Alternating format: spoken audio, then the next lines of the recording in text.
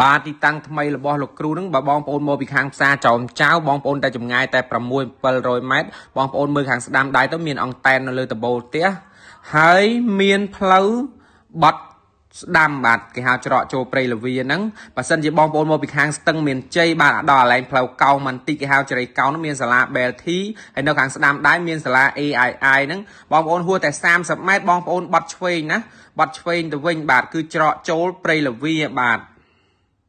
បាទអញ្ចឹងបងប្អូនជិះចូលមកបាទបងប្អូនមើលខាងស្ដាំដៃណាមានការ៉ាសាំងសូគីមិចនៅខាងស្ដាំដៃបាទការ៉ាសាំងសូគីមិចនៅខាងស្ដាំដៃអញ្ចឹងបងប្អូនជិះមកទៀតមកចឹងបងប្អូនសង្កេតមើលណានៅខាងស្ដាំដៃហ្នឹងមានវីនបាទបងប្អូនជិះទៅមុខបន្តទៀតទៅបាទហួសវីនហើយបងប្អូនបាទសង្កេតមើលទៅខាងឆ្វេងដៃបាទបងប្អូននឹងឃើញសួនដើមឈើ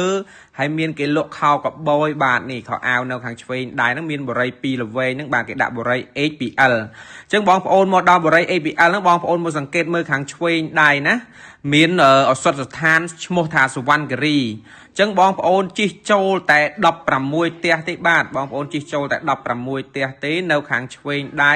នឹងឃើញផ្លាកលោកគ្រូសយភក្តីជំនាញចាប់សរសៃបាទ